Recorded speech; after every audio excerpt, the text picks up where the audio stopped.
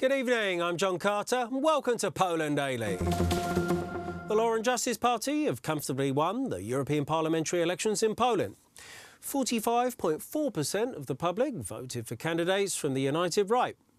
The European coalition received 38.5%, while Robert Biedron's Spring Party received 6%. Confederation, Cookies 15 and Left Together were under the electoral threshold. The European elections had a record turnout of 45.5% this year, far greater than each of the previous three editions, where attendance did not exceed 30%. Poles elected their members of the European Parliament on Sunday, with the National Electoral Commission announcing the final results at 2:30 p.m. today.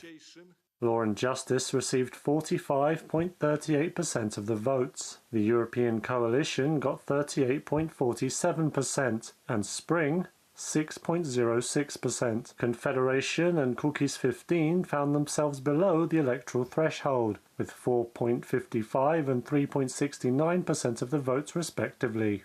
The results mean that only 3 committees will be mandated in the European Parliament. Law and Justice received the most support, translating into 27 mandates. The European Coalition in second place will receive 22, while Spring's third place gives them 3. Beata Szydło achieved the best result in Poland, receiving 525,811 votes. 258,366 people voted for Law and Justice candidate Patryk Jaki in the Małopolska Świętokrzyskie constituency. The record result in the Silesian district was obtained by current MEP Jerzy Buzek from the European Coalition. The former Prime Minister of Poland received almost 522,500 votes. Second place went to Jadwiga Wiśniewska, who received over 409,000 votes. Meanwhile, Law and Justice politician Dominik Tarczyński finds himself in an unusual situation. This is a MP who has been elected to the European Parliament, but cannot perform his function while the United Kingdom is still a member of the European Union. The European parliamentary elections had a record turnout of 45.68%. Even before the European parliamentary elections, many political observers in Poland stated that the victors would also prevail in the autumn parliamentary elections. Following the success of the ruling Law and Justice Party, it seems likely that the prediction will prove correct, especially given the European coalition's hard turn to the left prior to the European parliamentary elections. We've won, but the margin with which we won provides us with only one conclusion. We need to work really hard before the parliamentary elections in autumn. The first results of the elections showed a slight advantage for the Law and Justice Party over the European coalition.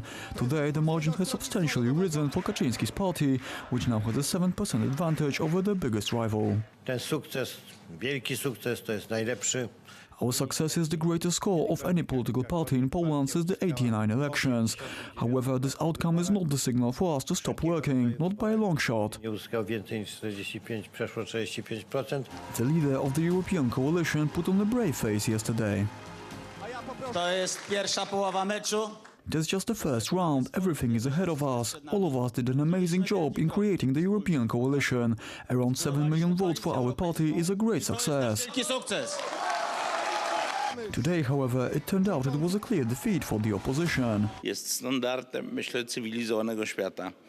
To, że się zwycięzcy gratuluje, więc... I believe it's standard in the civilized world to congratulate the winner, so I congratulate the Law and Justice Party. I didn't expect such an outcome. Question is, how well will they do in the European Parliament? We, on the other side, need to ask ourselves if the opposition's sudden turn to the left has helped us, and I think it hasn't. Jest pytanie, czy ten skręt w lewo... The Cookies 15 movement, on the other hand, didn't get enough votes to enter the European Parliament. For us, any score is a great success, since we're the only ones who run a campaign with our own funds. The Polish political parties will now focus on their campaigns for the autumn parliamentary elections. After the election results were announced, the leaders of the European coalition projected optimism, although it was difficult for them to hide their frustration after being defeated by the Law and Justice Party. Now, the real question is, what will happen with the European coalition and Szechetna's leadership? In today's interview, the leader of the European coalition, Grzegorz Schetyna, was trying to put on a brave face and said that the loss in the European Parliament elections is not a failure because the size of the loss is what matters. The Law and Justice Party won the elections with 7% of the votes more than the European coalition. The former minister Bartłomiej Sienkiewicz claims that what happened yesterday is a complete failure of the opposition. There were no members of the Civic Platform Party in the Sejm today. The Common Coalition was supposed to defeat the Law and Justice Party, but it didn't happen. So the question now is, what happens next? In all likelihood, the operation to politically neutralize Donald Tusk worked out, but the European coalition's election result will surely lead to internal discussions about what to do next, so the Democratic Left Alliance's position will be crucial. In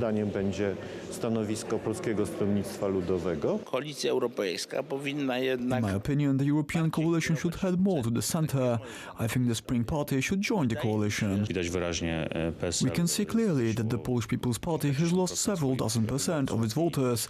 If the party wants to keep them, it will have to let go of the European coalition. From what I've seen, the European coalition doesn't exist anymore because it was created only for the European parliamentary elections. They have to start new discussions, but in horrible conditions. The European parliamentary elections may result in a change in the political arrangement of EU institutions.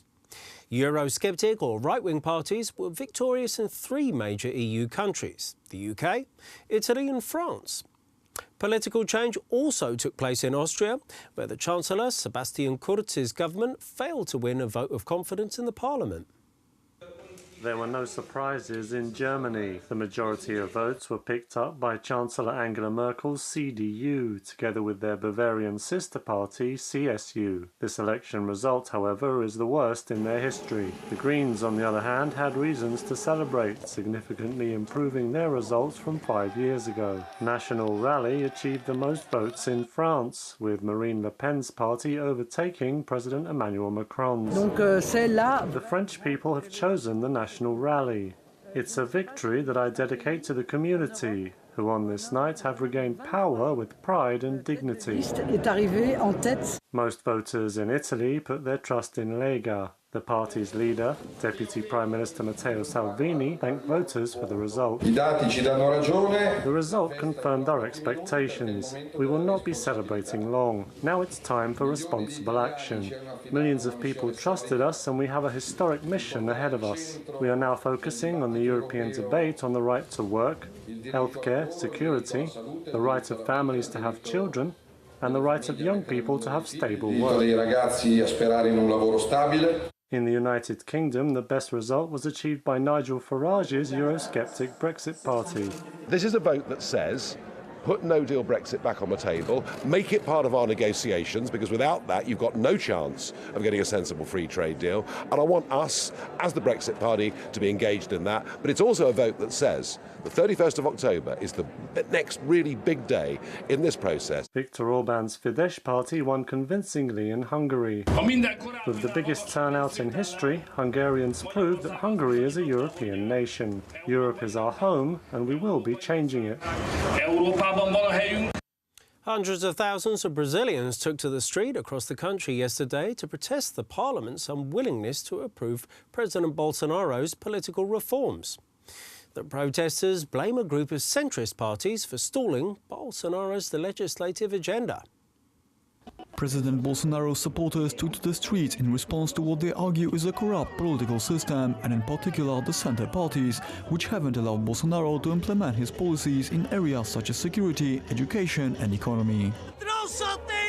There are only thieves in the center. We want the pensions reform to support the Minister of Economy, Paulo Guedes, Bolsonaro and Sergio Moro. Brazil above everything, God above everyone.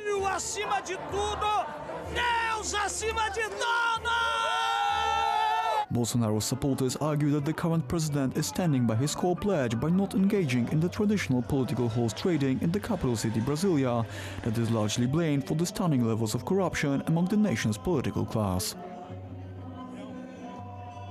Thank you very much for joining us. Stay tuned after the break for Poland Daily Weather. That's followed by Poland Daily Business, Culture, History and the Travel.